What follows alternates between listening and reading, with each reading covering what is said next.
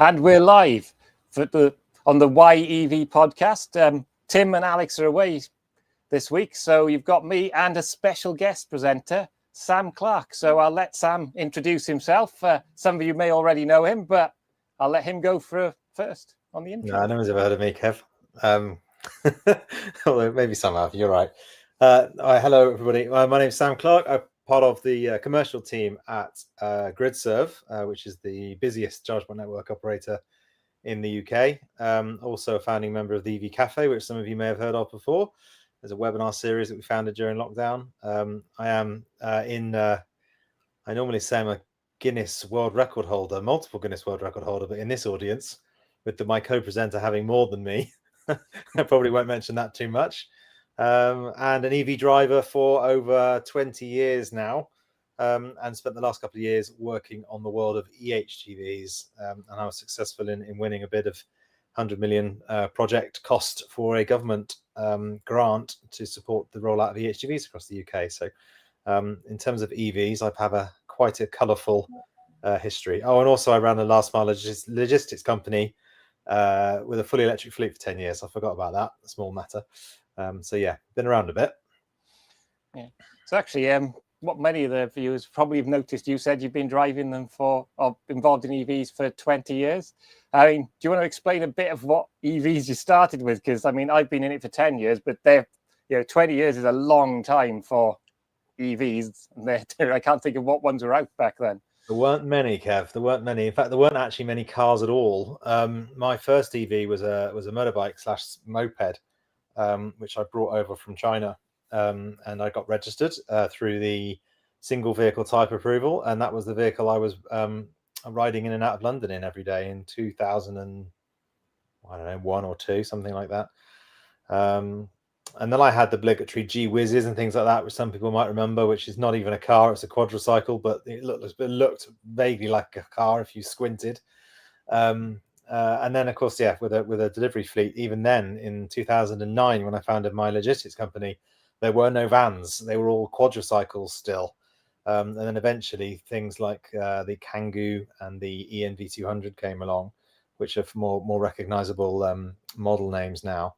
But yeah, in those days, there was not much around. And in fact, I was just wrote an article the other day and looked up, I think there's something like 20,000 charge points in London now. I think this is the right number. There were 2 when I started. Yeah, things have moved on a long way since my early days of EVs. Bit of a pioneer of pain, really, because in those early days, it was pretty tough going, and it's tough going in different ways now. But in the really, really early days, it was hard work. See, having known you for a couple of years, I don't see you as a G-Whiz driver. No, I didn't have that for long. I had a what's it called? God, it's escaped me. What's that tiny Twizy? That's the word. I had a Renault Twizy for a while. That was great fun. Little 2-seater, one where the passenger sits directly behind you. I drove that around London for many years. That was a lot more fun. But I ended up having to put some stickers on the side of the door, and I'm just trying to remember what the stickers were, because it had no windows.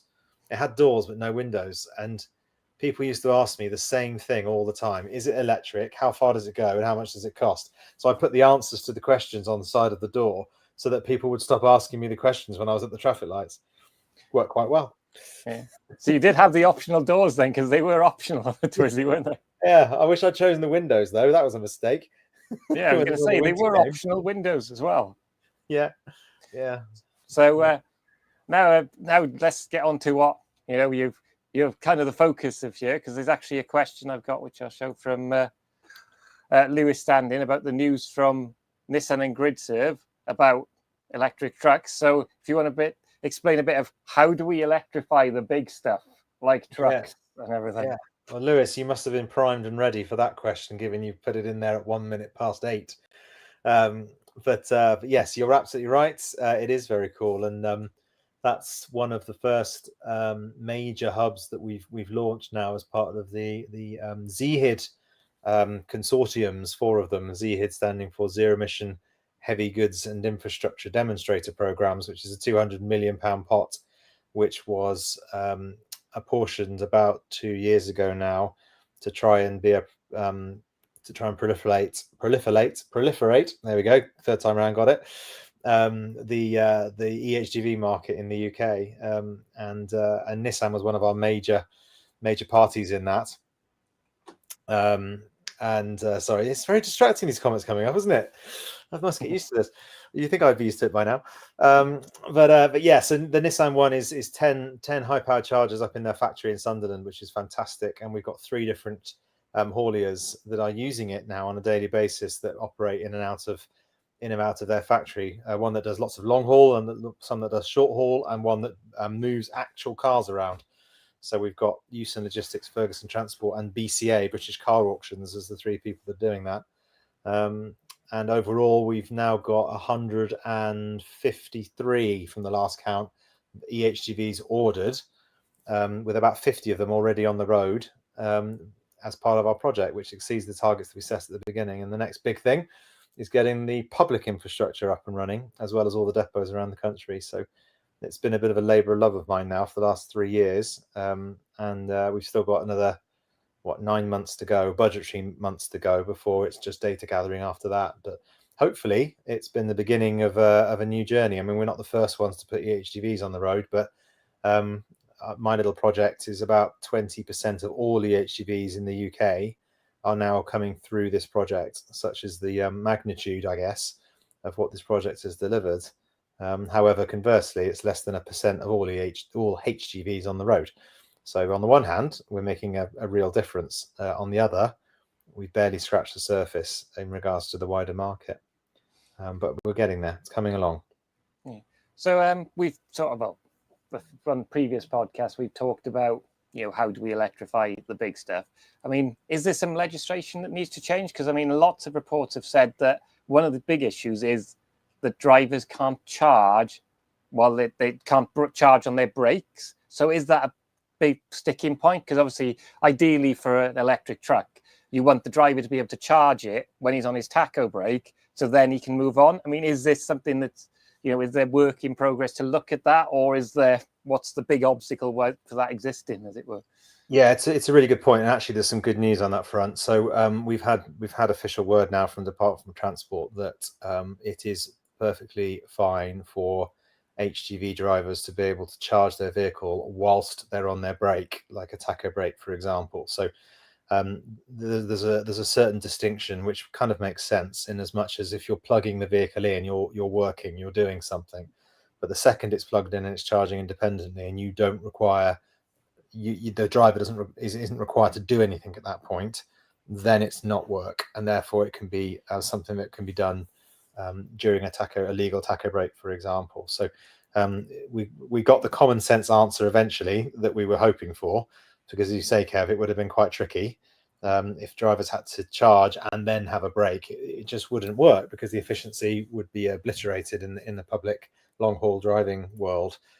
So luckily that has been resolved now. I think probably what's more pertinent is actually getting the public charging out there so that people can use charging during their tacho brakes, because at the moment, aside from a couple of sites with Gridserve and a couple of others with the likes of Shell and EV Point, there's only a handful of locations that we can charge publicly anyway at the moment. So that's the next big thing, is to get that moving. So on these trucks, what sort of charging speeds are they getting at the moment? I mean, I've heard of MCS charging coming for trucks. Are these new ones set up for MCS charging already, or are they still using the CCS standard at the moment? Most of them are using the CCS standard, yes, but they're all working on the MCS standard, which is the new style connector. It looks like a big triangle that is capable of delivering in excess of 1 megawatt, so 1,000 kilowatts of energy, and that will be required in the future. And there are certain hardware providers that are designing stuff specifically for that purpose. But the good old CCS standard, as we know it now, is still going to be very much the thing of choice, both for trucks and for cars and for everything, really, for some time. I think we'll find that there'll be 2 different connectors on trucks of the future, one with an MCS and CCS, or it might be an optional thing depending on what the customer or the haulier wants. But for the time being, CCS is fine. The dwell times are such and the battery sizes are such that, and to answer your question, there's trucks now that can deliver north of 350 kilowatts of energy on a consistent basis. So unlike the car world where you've got the charging curve, which has that sort of sensitivity around it and drops off quite quickly once the state of charge goes up, what you typically see in the truck world, because they have much bigger buffers either end, their usable battery is a smaller proportion of the total battery, so they can just bang in that energy and pretty much flat line it almost up to late 90%, and be able to deliver a huge amount of energy in a short period of time. So I think 250 to 350 maybe is the sort of kilowatts is the sort of rate we'll see in the short term, and then things will ramp up from there on in. But as dwell times are at the moment, a lot of the big stuff is going back to depots where the dwell time is reasonably long. In some cases, in some of our consortium members, it's 8 or 9 hours. But even if you've got a dwell time of an hour or two, sort of 150, 180 kilowatt charger is normally more than sufficient to get the energy that's required in those shift patterns going. So so there's enough power, there's enough technology there, but it will keep improving over time. Yeah, because I did see, I do remember on an EV rally, I think it was the one you did the motorbike on, wasn't it one of the Mercedes E-Actros that broke the charging record might have been the Norwich site, because it was the one that pulled 360 on because you had one of the newer chargers that could do more than 350 in that site. Yes, 360s. In some of the new electric forecourts have got 360 kilowatt chargers, and then we'll have a next iteration that'll be 400 kilowatts. So those sort of units are creeping up slightly. But yeah, we've had one car that's tipped the scales into the sort of north of 350 as well now, which I think was one of the high performance Lotus sports cars. Has now also gone into the sort of 350 kilowatt world. So we're seeing more and more charging events that go past that 350 mark. But you're right, it's typically the sort of at the moment, somewhat sporadic nature by which we're seeing trucks charge at different sites around the country on our network, that will become more mainstream, more consistent, especially as we build out stuff that's bespoke. So we've got Kerner Nagel, for example, and VoltLoader, a couple of companies that have used our Braintree electric forecourt quite a few times now, because there's space to do that, and they're starting to knock on the door of some of those really high numbers as well, which is great to see. It's very, very early days, but it's great to see the trucks out there being used and being charged in the public domain is really cool to see. Yeah. And then on the podcast, if anyone's got any questions for Sam, feel free to put them in the comments. I mean, I'm sure he likes to be put on the spot for lots of technical questions about charging and everything else. I'll do my best, yeah. With the chargers, I have seen a news article now that there's some of the new Polestars, I believe it's the Polestar 7, is going to support 900 volt architecture. Is that a thing that's kind of supported in the CCS standard? I've just seen a post on it that some of them are going to support 900 volt architecture rather than 800 volts, or is it within the tolerance of the specification you can go a bit higher? I don't know the answer to that. That's new to me as well, Kev, actually. So I think a lot of what we've learned in the past with some of the coaches that have tried to charge is that the voltage is a really important element of the chargers that they could use. So even if it was a CCS charger, 350 kilowatt CCS charger, it didn't mean that a lot of the coaches could work, because the voltage architecture of the coaches didn't match those of the hardware that they were trying to use. So I think we need to be careful of this and keep an eye on it to see if the voltage does change within the vehicles. We need to make sure that the public infrastructure, and this isn't just Gridserve, this is everybody, can cater for that. Because I suspect there may be quite a few chargers out there that won't be able to deal with that. So we'll have to see. But it's definitely worth more exploration for sure. Yeah, because there's another interesting report. Is you may have heard that Mercedes are about to launch the new A-Class, which is supposed to be one of the more efficient cars. Then I've read on that will work only on 800 volt charging architecture. I mean, I personally think that's probably a mistake, not having it being able to be backwards compatible, because even though, Hyundais and stuff are 800 volt, they have an onboard converter, so they can charge at about 85 kilowatts with that. I mean, how many your extensive knowledge of chargers, I mean, how much is that likely to reduce the charging infrastructure accessible by a car if it can't do 400 volts as well as 800 volts? I think it'll be a legacy thing, Kev. I think most of the Gridserve chargers you'd be okay, but I think there's probably a fair few charge point operators out there that have got slightly more legacy driven kit that wouldn't be able to support that. And it's a debate I've had a long time. In fact, I've had a debate with my good friend Paul Kirby many times on our own webinar about his desire to see voltages advertised in on the chargers. But I'm not a fan of that. I think that's another variable that we're confusing matters. I think we need universality and consistency so that people can, if you have an 800 volt platform vehicle, then great, you can charge faster. But if you don't, then you charge, it's based on the kilowatt speed for me, and that's the key number is how many kilowatts the charger can give and how many kilowatts can the car take. That remains for me the important things, and we should be able to have a hardware that supports all different types of voltage architecture to make sure that we make this as simple as possible, because at the moment we're still a reasonably small proportion of the market that's EVs, and even those EV drivers are reasonably or don't have a huge amount of knowledge around how this stuff works. They just get in it and drive it, and that's fine. But when it gets to more mainstream vehicle usage across the country, we've got to make this stuff simple. It's got to be easy to pay, easy to use, plug sockets that's understandable, technology that's understandable, at least the basics of it. And the more things we put in, like amps and volts and all the other elements that are the component parts of how and how fast we can charge, we're going to complicate things for the end user, and I'm not in support of that at all. Yeah, and I think the Mercedes possibly muddies the water by being the first car that doesn't support legacy stuff. I think you're going to get people rocking up with their new Mercedes A-Class to an older charger, and they'll blame the charger for not working when actually it's just a compatibility issue with their car. And I think, we've all seen where people complain that when they buy their car, the experience of buying the car is not the smoothest. As if it's an electric one, they just get given the keys and say, off you go. And I think it's important, the training aspect around that, to say to them, this car only works on 800 volt architecture. And it's also, I suppose, it's a difficult thing, is it's not necessarily easy to decide to work out if a charger supports 800 volt, because you've got, I know from sites I've worked on, the Raption 50s will do different speeds at 800 volt, but they support both architectures. But then you've got some which are the older ones, which probably there are not many left in the Scottish network, which wouldn't do that. They'd only support 400 volts. Yeah. So I kind of get Paul Kirby's point with that, but again it muddies the water. People want it to be simple. They just want to plug in. They don't. The end user, as far as I'm concerned, doesn't care if it's 800 volt, 400 volt. They just want it to work. And I mean, that's the thing that people aren't clear about is. I know from my Ioniq 5, it's pre-battery heater. If I plug it in today, it's nice and warm.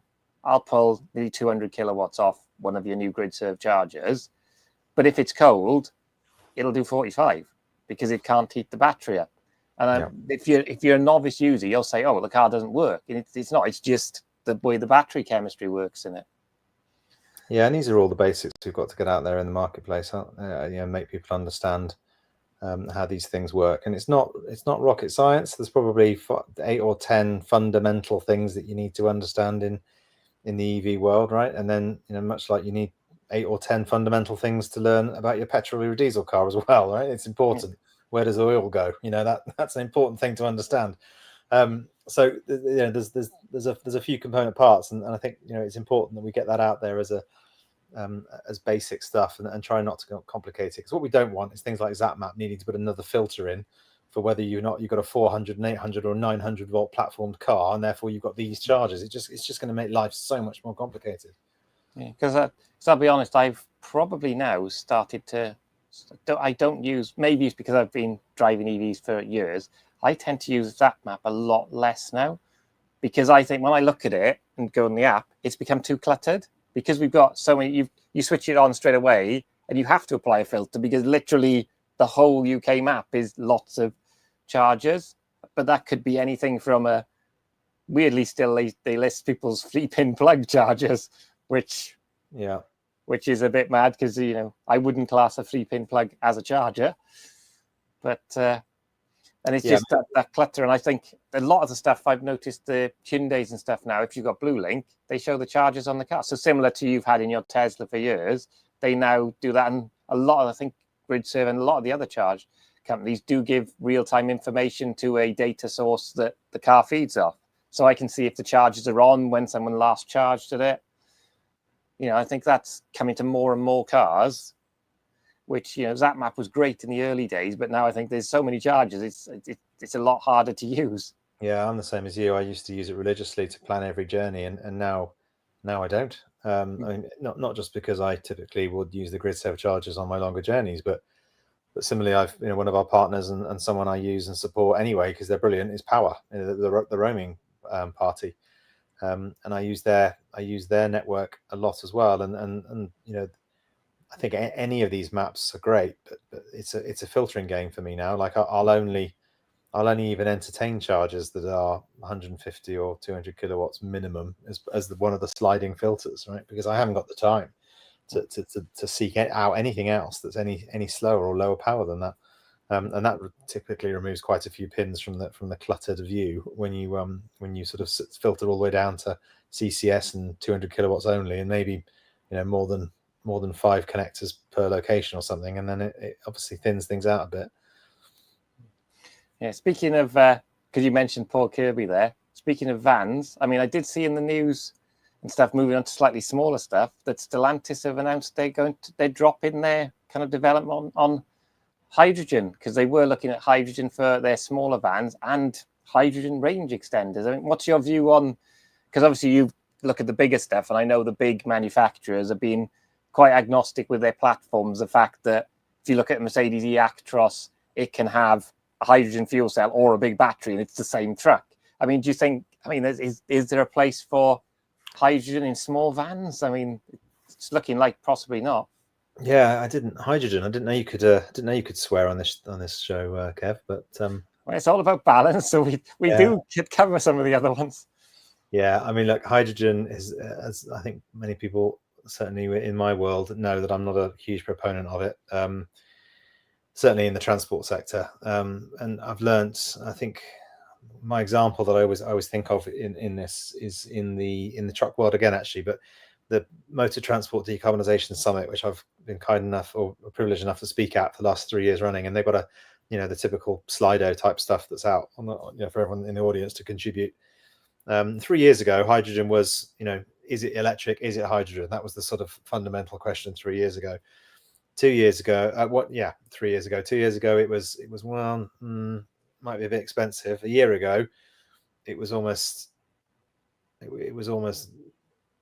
an irrelevance, and now it's the butt of jokes in the most recent one on the Slido decks when we see them online. And not suggesting it should be a butt of jokes, but it's just clearly far too expensive and inefficient to create the hydrogen in the first place. So those two things are not going to change materially anytime soon. So I have no doubt that hydrogen has its place perhaps in more metronomic type applications like buses or ferries or even aviation. But in general road transport, in the next 15 or 20 years, very much doubt we'll see any hydrogen of any magnitude on the roads. It's just too expensive and too impractical and too inefficient. And so that's really just fundamentally why. I mean, I'm a massive fan of innovation, but it has to be innovation. Having run businesses for 20 years, it has to be twinned with commercial viability at some point in the near future, not medium or long term future. It's short term. Has to come around pretty quick. Otherwise, it's just an idea that dies. And hydrogen's been around a long time now, and no one's making it work commercially. And so I just can't see it really coming to the fore anytime soon.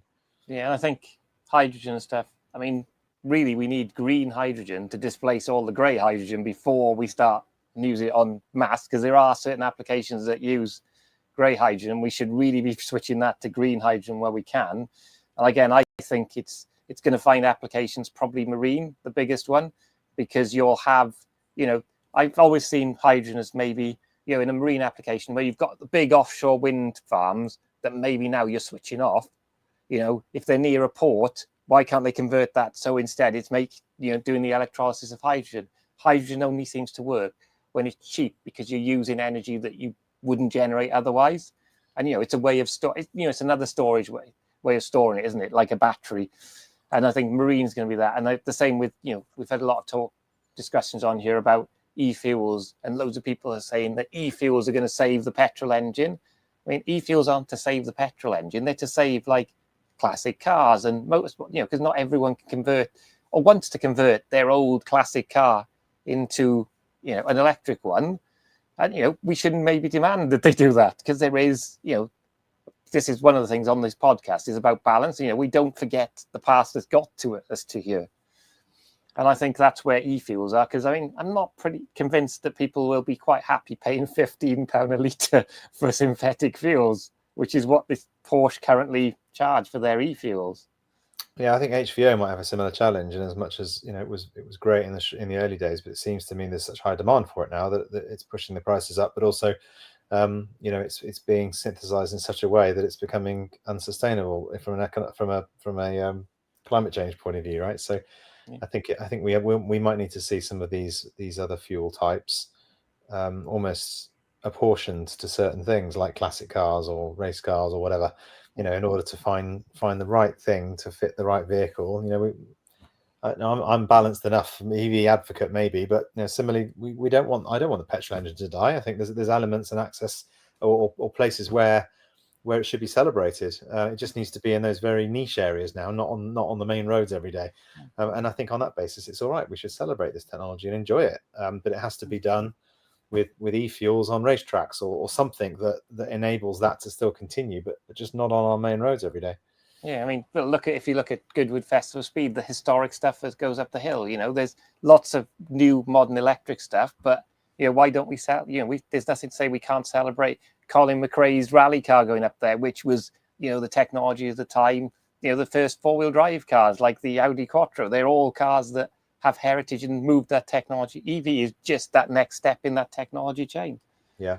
So I'll go through some of the comments we've got coming in. So PWNE Pony Motors, I believe he's one of our American viewers, so he thinks the CCS 1 and 2 protocols were always 1,000 volts. And how old are these 400 volt CCS chargers?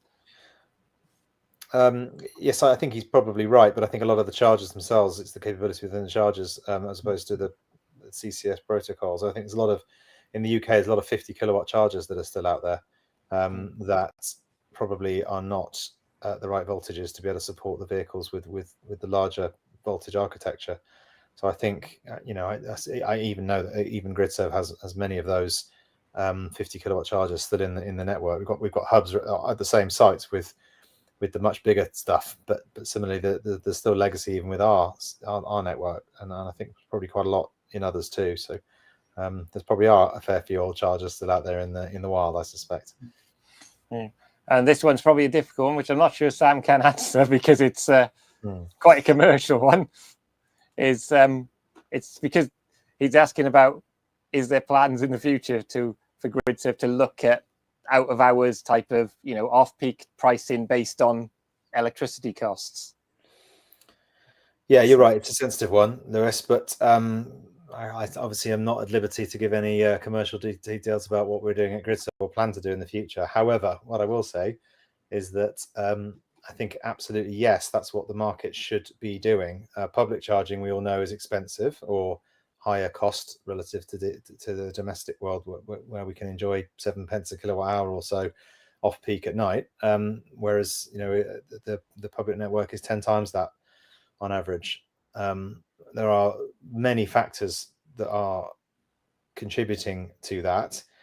I think one thing which definitely the wider businesses could benefit from, and the consumer could benefit from, is both scheduled pricing. So by that I mean, I think, akin to your question, out of hours there is a lower rate or a different rate, or maybe even depending what the hours are. Like sometimes the cheaper energy is at 5 o'clock in the afternoon because that's when the sun is shining or the wind's blowing or both, right? So there's elements of understanding when the scheduled pricing should be in order to try and afford different levels of price point for different consumers at different times.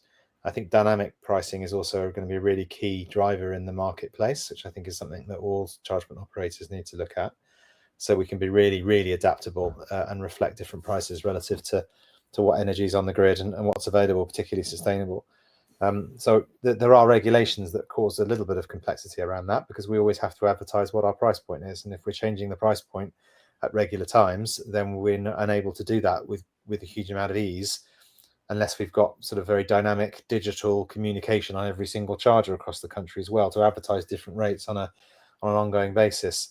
So yes, I think it's a very good idea, and we need to find ways of reducing public charging, and that might be one mechanism by which to do it. But I think some of the key things are beyond us, like VAT, for example, would be useful if it was leveled at least with the 5% VAT we pay at home, and we still pay 20% in the domestic world, or the fact that energy still twins with gas, or our standing charges are huge, or our infrastructure costs millions to build. A lot of this stuff still needs help to try and get this price point down. It's not just about trying to find the cheapest electricity rates at a given time in day. It's about all the other components as well, and the variable costs that are there, and the capex and opex that we've got to try and bring down. And a lot of that is not on the charge point operators to deliver. It's more a regulation thing. So yeah, lots of different things that need to be tackled in order to address the point. But yeah, you like my answer. Thank you very much. Yeah, so I didn't answer you directly about what Gridserve was going to do, because I can't do that. But hopefully that's a more broad answer anyway. Yes, I forgot, because you use StreamYard. You can see the questions as well before I put them on screen.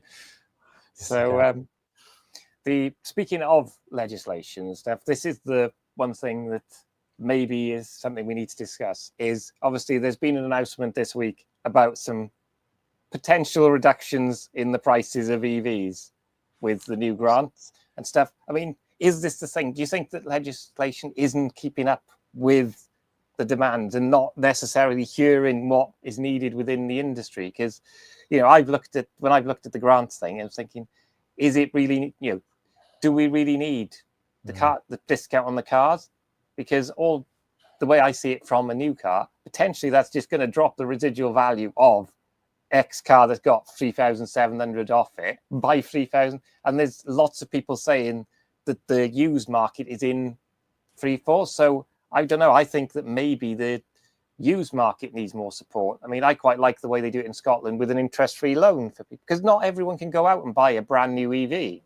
I mean, what's your view on this? Yeah, it's a tricky one, isn't it? It's funny that us in the EV world are going, I'm not quite sure whether giving grants to EVs is a good idea or not. Is an interesting dynamic, isn't it? Because it's the outputs of what that creates, and as a result of doing it. I mean, on the plus side, cheaper cars in the new car market is not a bad thing. It's good that these most recent announcements are targeted specifically to battery electric vehicles and not hybrid, sorry. Which is good, and not hydrogen either. If we can get price parity with ICE or internal combustion engines as soon as possible, then these are all positive things. On the negative, however, it's good that there's a commitment, but it's a bit late, isn't it? I mean, we've had the ZEV mandate shuffled around a bit. We do have various grant funds now in all wake, or whether that we still got plugging. We've still got car grants, we've still got truck grants and van grants, we've got EHGV projects like we mentioned at the beginning of this podcast, and now this as well. So there are lots of different fiscal incentives out there now, which is great, but it's a bit late and it's a bit disparate. And what would have been really nice, and I know we've switched governments in the last few years, but similarly, some greater consistency in all of this stuff I think would have really helped. And the leasing companies are clearly struggling massively with EVs. And residual values is really, really hurting, and that's where the majority of the vehicles in the second-hand market are coming from. So I think you're right. It is a necessity to try and support, or we should be able to try and support the second-hand market a bit more than just the new stuff. But even that's difficult, right? Because it's quite easy, or easier. It's easier for the government to be able to put incentives on new vehicles at first registration. There's a sort of administrative process to do that. In the second-hand car market, it's a lot harder to audit and manage that, and prevent people from misusing it as well.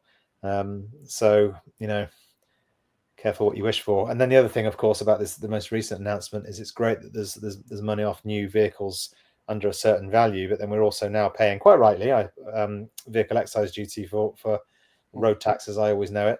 And my understanding is the amount of money that's being put towards these vehicles is roughly the same as what we're going to be paying in road tax anyway. So it's netting those two things off ultimately for the government. It's not really costing the government too much, and I guess it is pushing the money perhaps in a better place. And we should all be paying for the roads that we use anyway. So it isn't I see a big number. Was it 600 million or so that they reckon it was going to be given to new car registrations, and that's great. But it's not a government, hey, look, we've raised all this money to give to EVs, because they're generating it elsewhere through vehicle excise duties anyway. So effectively, all of us who have EVs are paying to have a discount on a new EV. Which is, that's okay, because we should be paying for the roads we're using. I'm in full support of that. I love tapered regulatory incentives. It should be tapered in worlds gone by when electric charging in the public world was free. In fact, I remember London, I think Source London was free. And then I think on the 1st of January one year, I can't remember when, it was about 2011 maybe, I think, something like that. All of a sudden it was a paid for service, and all the charges around me that you could never get on was suddenly empty permanently, because there was such a shock. It was like, well, it used to be free, now I'm paying for it, it's free, and it was too aggressive. Whereas if you taper things off, then people get used to it as they go along. It's similar to the problem Scotland had. Scotland's network was the first, and it was great they had one, but it was a struggle getting commercial companies to fill in the gaps, because how do you compete with free? Because you can't make any money out of free. You end up hurting it, because I mean, you did some of the early EV rallies with us in Scotland, and some of those chargers, I didn't know something that rusty could deliver a charge, because some of them had like big rust holes in them, didn't they? And some of the ones near the coast. It's like, I'm amazed this still works. Yeah, indeed. Yeah. But yeah, I mean, that's the thing is, legislation always seems to, I don't know, sometimes I think they don't talk to the people. I mean, the one that always annoys me is the contactless charging on AC 22 kilowatts and not DC. In my mind, that would be such an easy distinction to make, that contactless on DC, and then you can still use apps on AC. That's the simplest distinction, but it seems to be any charger over 8 kilowatts, which just seems a really awkward workaround. Yeah, it just feels to me, and I've certainly seen this on comments on LinkedIn of late, that there's a degree of frustration that those that are making the decisions in government are not seeking the advice of those that have done it for some time, and there is a bit of a knowledge gap between what we know as EV people and what we know works, and what the government thinks we need, and that's a shame. So whilst there are best endeavours out there, it could have been done an awful lot better if there was more understanding of the market and the audience and the technology, really. I mean, we've still got the challenges with definitions of chargers. I've been lobbying government for years now and trying to simplify that, because we've got ultra chargers and rapid chargers and fast chargers, which aren't fast anymore. And now we've got hyper chargers, which is some people are starting to use for trucks, and think, oh, what are we going to warp speed chargers next? I mean, where do it's just, we just made things complicated, and we keep rolling with the complication. We've got to simplify it. Look, as well, the complication seems to be being applied to this new car grant, because it's going to have a CO2 target for the production. So some brands will get it and some don't. And some cars over 40,000 will get it if the base model's below the 37,000. I mean, and the thing is some of the manufacturers have jumped the gun already and just done it off their own thing. I mean, I don't know if you saw that Leap Motor have reduced the price of the Leap Motor T03, which was one of the cheapest EVs, by the 1,250 grand. So that then takes it below £15,000, and that's not just a cheap EV; that's a cheap car. When you think a petrol Kia Picanto is £18,000 now, that is a cheap electric car. Yeah. So I think complexity just turns people off, and then it feeds into the people that do their podcasts on, it's not working, EV, it's all doomed. It's that you're feeding into that narrative. Whereas if it was clear, simple messaging, it would be much easier. Yeah, indeed. So going back to the comments now, I'll just bring Lewis's up. I mean, that he's bringing up a valid point that if you're on a salary sacrifice scheme, there is quite a big discount on an electric car already. I mean, I know some people can't have access to those, but then again, it's about, you know, like you say, with making charging more cost effective for people. It's the people who can't afford or don't buy new cars. We need to help those people get into it. I do wonder if there's something that needs to be done on somehow back in a warranty, because that's the stories I hear, that they think, oh, well, a used EV is going to be broke, the battery's going to be knackered, and it's not going to. We all know that people who drive EVs, that's not the case. You know, the Hyundai Kona, a 3-year-old one, or even some of those are coming up to 5 years, and you look at those and they're still at really high state of health. Look at Cleveley's MG5 that's done ludicrous amounts of miles and it's still on high 90% state of health. So I think there needs to be something about the messaging of that, or something around maybe some sort of certification so that a user can be confident that the battery's still. I mean, they never had that with engines though. You don't buy a used petrol car and know the state of the engine, but it seems people need that reassurance around the battery. Yeah, they do, and that's fair enough. You know, it's a high cost component part of the vehicle, I suppose. And in the second hand or ownership model, there's a degree of sensitivity around that. But it should be pretty simple. Battery health. No, I don't like using comparisons to my mobile phone when it comes to EVs, because we all know they are not the same. However, the principle of getting the battery health is the same, right? So you can look that up on your phone and you can look that up on your car, or at least in certain instances it can be looked up for you. But that sort of information at your fingertips would be very useful. If if it's always readily available, you can see what the battery health is of your vehicle, and you buy it and it's 100%, and 5 years later it's at 95%. You think, well, that's all right. On this basis, it's going to keep going for ages, and that will give some people some comfort that particular element, which doesn't wear out in the same way as wear and tear, it's just slowly, and it is slowly degrading inside the battery pack, that if you've got some degree of data analytics that can show that, then that will put people's minds at rest. Yeah, and I think as well, the other thing is, people, as you say, you don't like to compare it to a mobile phone, is car batteries. We've learned a lot on how car battery, if you look at the early Nissan Leafs, the ones that I've seen pictures of them trying to Hulk smash out of their casing because they didn't have active cooling, like your phone doesn't have active cooling. I mean, a lot of you, if you wireless charge your phone, will realize how hot it gets. Yeah. And you realize that's actually degrading your battery doing that. But with electric cars, they've got very clever battery management systems. So they've got liquid cooling. So there's all this technology that's around there, which actually helps your battery last longer. And I would imagine you don't have a massive buffer in your phone either, because they want to get the most amount of power in the smallest amount of space. Yeah, and that's fundamentally the reason why I don't make that comparison very often, because of that exact point, right? It's very different set of circumstances. So I've got a comment from Keith Lee here. What do you think the government should be doing to increase the uptake of EHGVs? It's a good question. More of the sort of projects that I'm doing at the moment, but that's I spouted lots of big numbers earlier. It's £200 million consortium value of grant. Between us all, we're probably putting well over 200 electric trucks on the road, and that's all good stuff. But it comes to an end. So going back to your question, Keith, what do you do after that? And I think, well, certainly what we are looking at doing as the 4 projects is to see whether there's a lobbying that we need to do as a group, given that we're such big contributors to the vehicles that do exist, to say, well, come on, government, what have you got planned to have going on next? There is still a truck grant. I think it's about £25,000, but that's not a lot of money when it's compared to the total cost of the vehicle. So that's great, but it's not probably enough to keep catalyzing the market. I think in the world of HGV, in the world of logistics, TCO is the big thing, total cost of ownership. So that's the key metric that people look at in terms of what does it cost for me to run this thing? What does it cost for me to buy it or lease it? And what does it cost me to run it?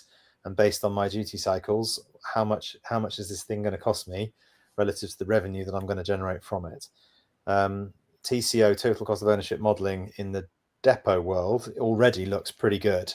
So relative to diesel, the electric trucks are great. But in the public world, as in hauliers that need to go further and farther and charge for longer on the public network, that total cost of ownership model is harder to make the maths work on at the moment, because the price point's too high. So I think, therefore, the answer to your question is in order to increase the uptake of the HGVs, and perhaps all electric vehicles, maybe there needs to be some assistance given in the public charging domain with a view to getting the price down.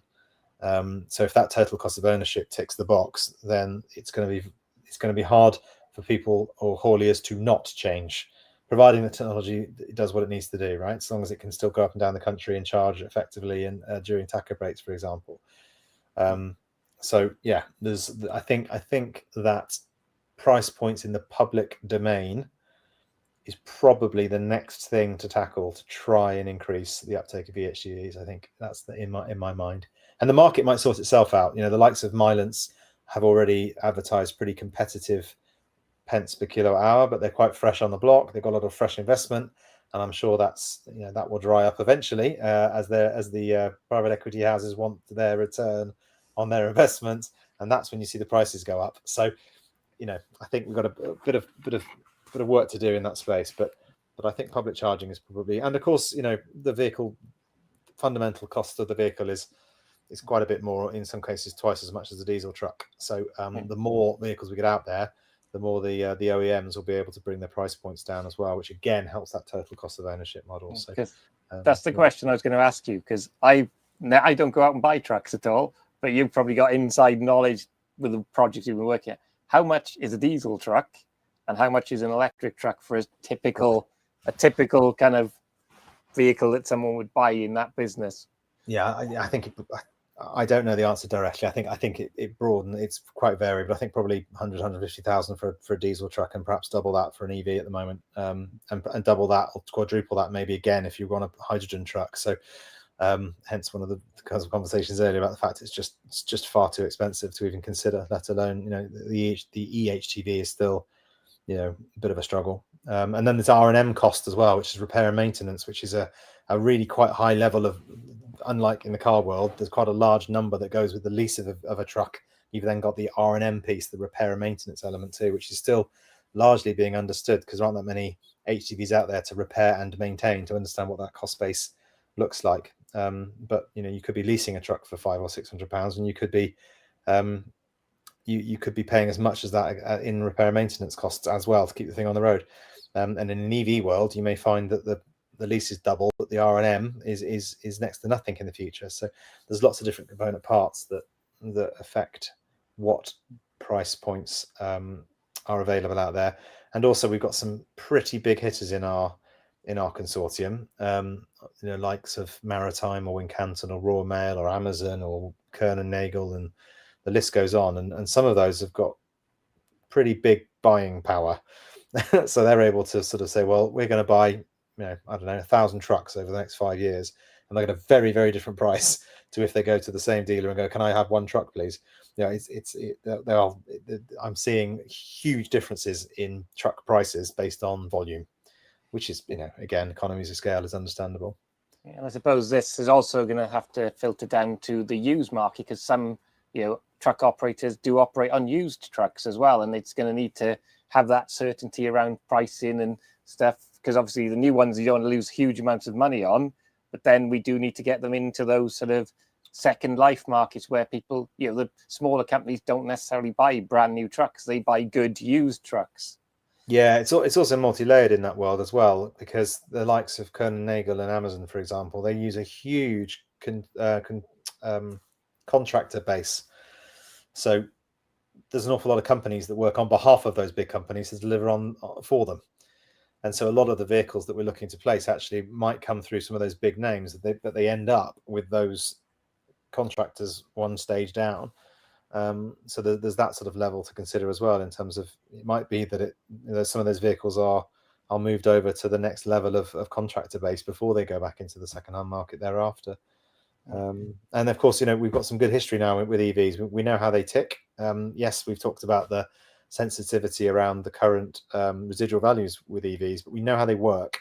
And there's an awful lot of learning we can take from that from trucks. But on the other side of that coin, there's hardly any out there to fully understand what their residual values are going to be in the future. So there's still a bit of market learning to do, I think, over the next 2 or 3 years to start to really sort of model what those things are going to look like and how long they're going to go for. Like, is an electric truck going to last twice as long as a diesel? Quite possibly. Some things wear out the same other things don't exist to wear out. So we'll have to wait and see what happens.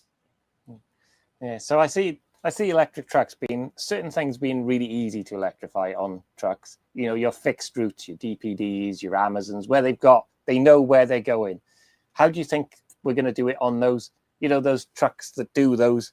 They could do up to Scotland one week, and then they could do a local delivery the next. You know, those are the ones which I see as being quite difficult, because obviously there's no way to plan that. So you're going to need a lot of infrastructure to be complete to be able to do those type of trips in an electric truck.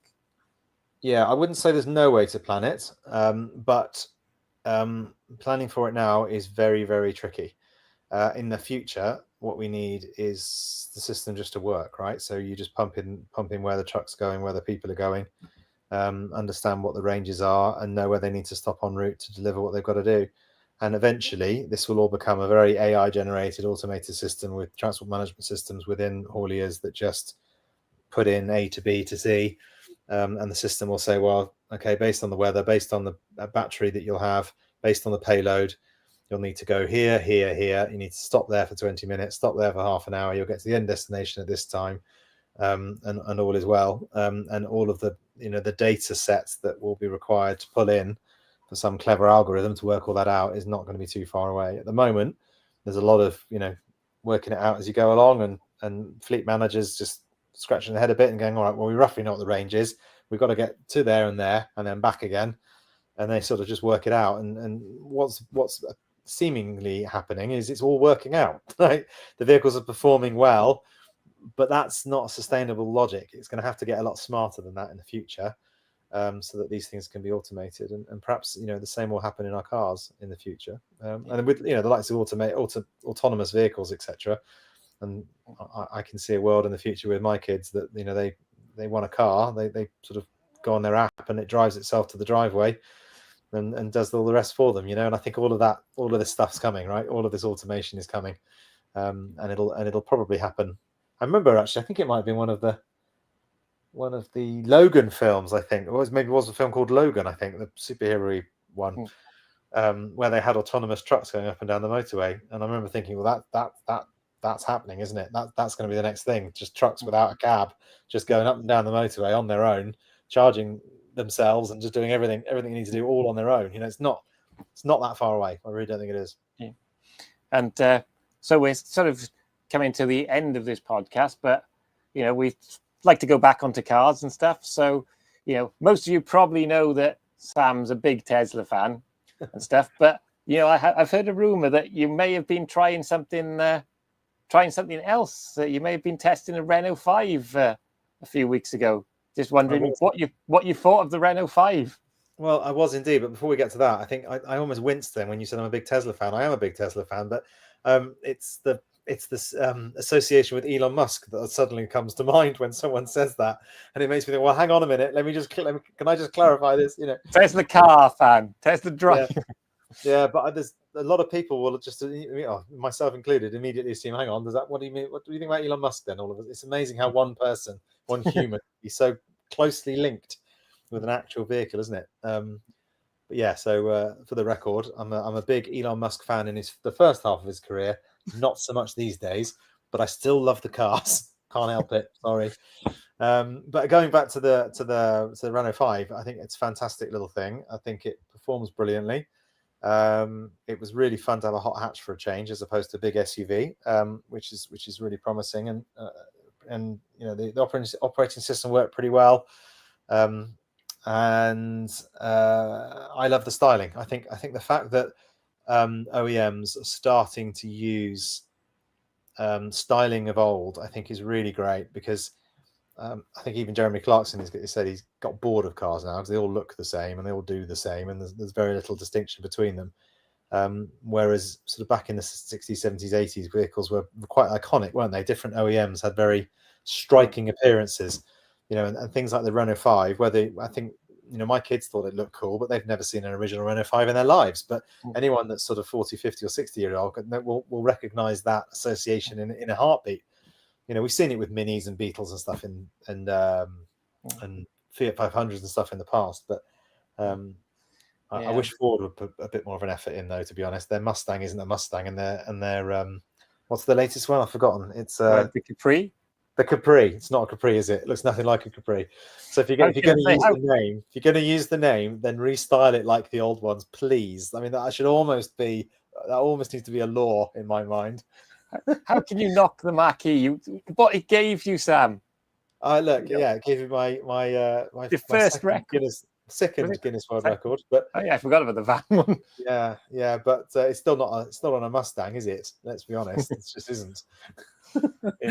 Yeah, but I think you're talking about the Renault 5. I think we do need a lot more small, affordable EVs, because I'm actually in a Hyundai Insta this week, and I actually really like it. It's a little car, but I mean, it's not, people mock it when they say it's only got a 46 kilowatt hour battery pack, but I did a range test yesterday just to see how far I could get it. The official WLTP is 223 miles. How far do you think I managed to get out of it, Sam? Knowing you, north of 300, I would have thought. It still is only, it's shaped like a box. Oh, here we go. Here come the excuses now.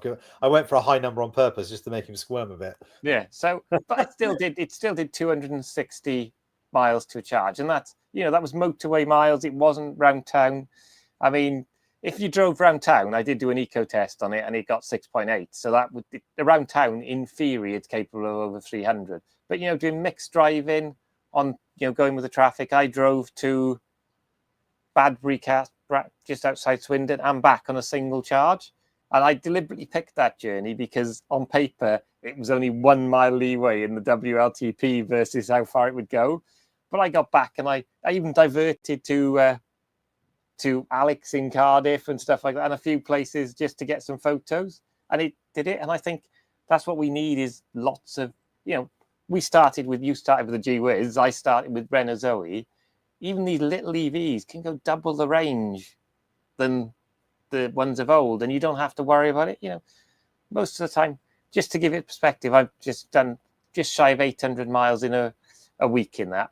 How much time do you think, Sam, I've spent on a rapid public charger to do 800 miles? Not a lot, I would imagine. So 11 minutes. 11 minutes, there you go. Yeah, one quick top-up required. Yeah, 11 minutes. So basically, and all the rest of that charging has been done on my off-peak rate. So it's just stupidly cheap. I guess this is to a certain extent, I think it's a behavioral, instinctive, cultural thing, whatever the right word is, right? People want a car they know they can do 500 miles in, even though they never do 500 miles in a car.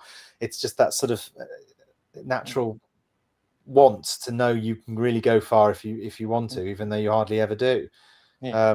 And so maybe there's that bridge to that gap that we need to support, so that if a small city car can still do knocking on the door of 300 miles, then I think we've cracked it, right? And that used to be only the luxury cars of old could get anywhere near that.